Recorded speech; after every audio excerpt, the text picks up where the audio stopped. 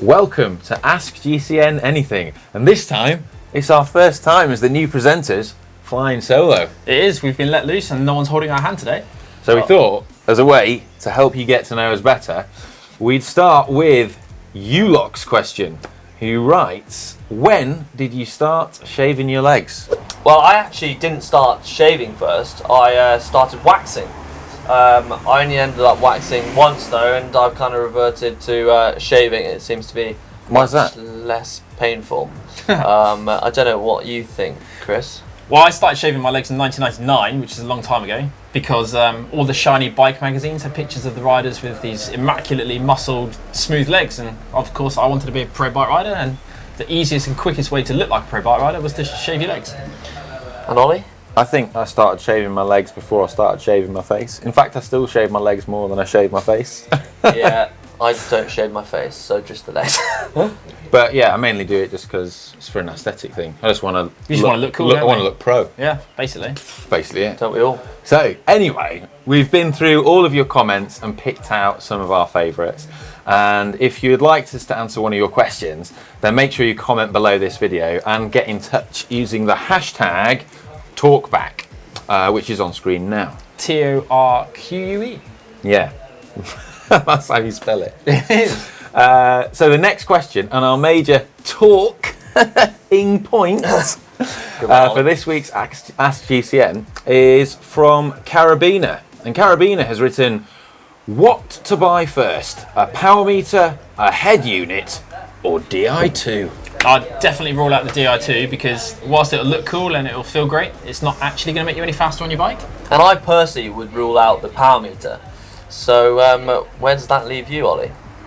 Well, I think the head unit is the best way to go. I think that's where we're going with this. Pretty much, yeah. I think we all agree. I think a power meter is a really useful tool for helping you get faster, and you can link up a power meter to a smartphone, particularly if it's got a Bluetooth connection with it and it's a more modern power meter, but it's not going to be as useful as having the power data right in front of you on a head unit, because that's where they're really useful, isn't it? And also, cost effectively, the head unit, you'll be able to do a lot more with it sooner than you would with a power meter. Yeah. So I think we would all say is the first thing to buy would be the unit.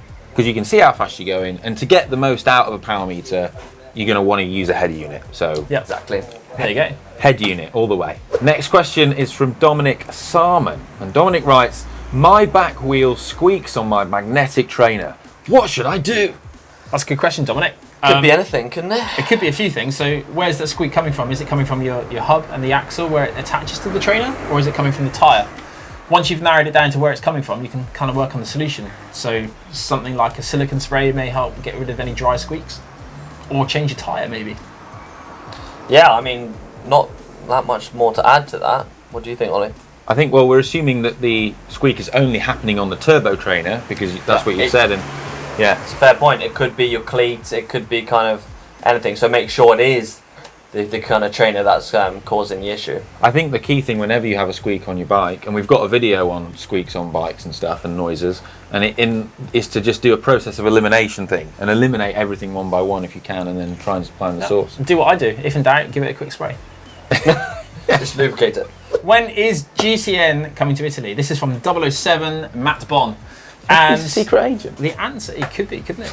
Maybe he's after information that we're not able to release. The answer from GCN is one step at a time, but hopefully at some point in the future. Yeah. Yeah, I think. How's your Italian? I mean, it's something that I think I'm gonna have to. Ollie, do you speak Italian?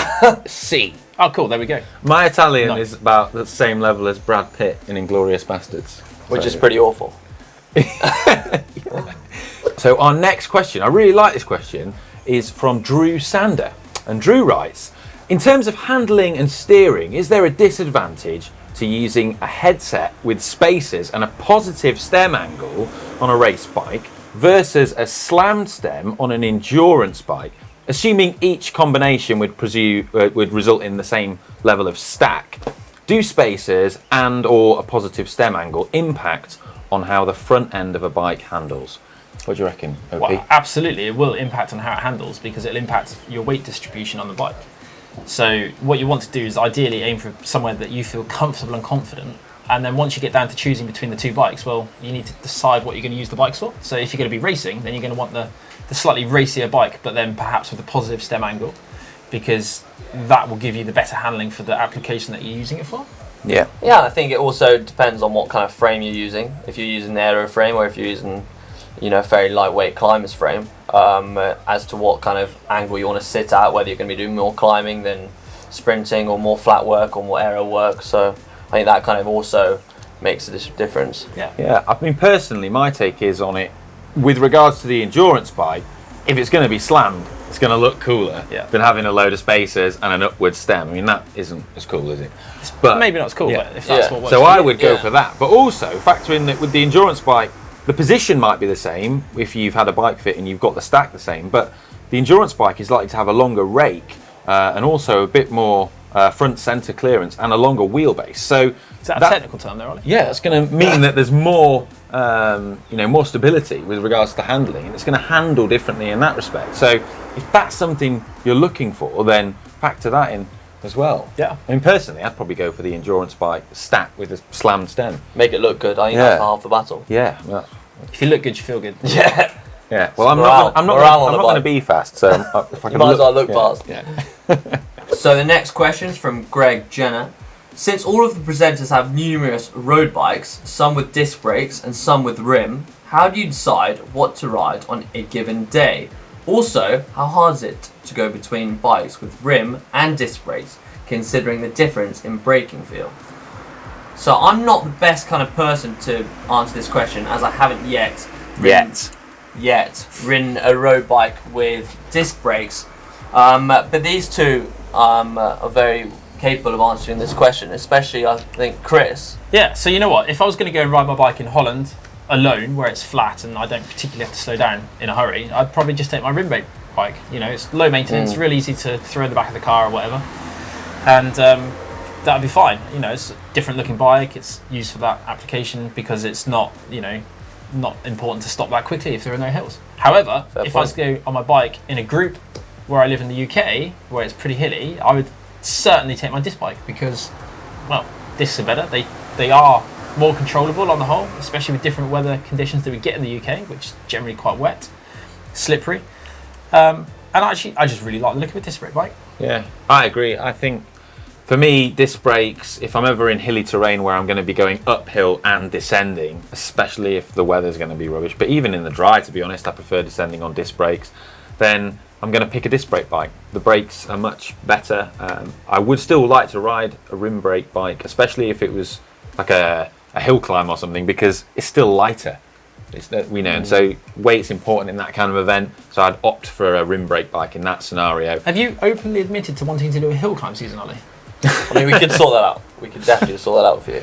Well, I've done one before. But anyway, I enjoy hill climbs. But the other part of the question, which is considering the difference in braking feel, how easy is it to swap between the two? I think you kind of learn both and it's quite easy to swap between the two, but disc brakes do perform much better. I mean, the levers feel differently in your hands, so the second you've got different levers in your hands, your brain's swapped. It knows that you're not on the rim bike when you're on a disc bike, for example.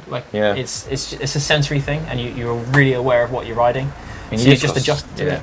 Yeah. So, out of interest, what would be your preferred out the two? Oh, I'd go for discs every time. If I could only have one. Only have one bike. Disc. Disc it is. There's your answer. Lois Rosas has written in with, "Hi GCN, I have poor eyesight. How can I wear cool sunglasses? Any suggestions? This is a great one for me because I also have to wear glasses. And I use contact lenses, which work really well for me, but I know that's not everyone's thing. So you could consider having prescription lenses made. I know that Roker or Oakley, for example, they make prescription lenses that you can use. Laser eye surgery for the extreme. I think it comes down to your own preference. Do you like and do you find it comfortable wearing contact lenses, or would you prefer to go to prescription lenses? So it's kind of up to you, but there are factories out there that do supply prescription lenses for sports glasses. So yeah, there's plenty of choice. Yeah, and Joe Dombrowski as well for EF First Canyon Education Cannondale, presented by Drapac. Yeah, pro rider. who rides in the pro peloton, he has massive prescription lenses put into his sunglasses. They're really thick, so even if you've got quite a big prescription, is that the right term for it? That is the right term, I think. Yeah. Could be. Yeah. Well, if You're the doctor, Ollie. I know. then yeah, they can still do prescription glasses. So the next question is from Eduardo Google. And Eduardo writes, what is the best way of increasing your stamina for a short, but not too short, sprint, holding an average speed of around 30 plus miles per hour on the flat for a minute?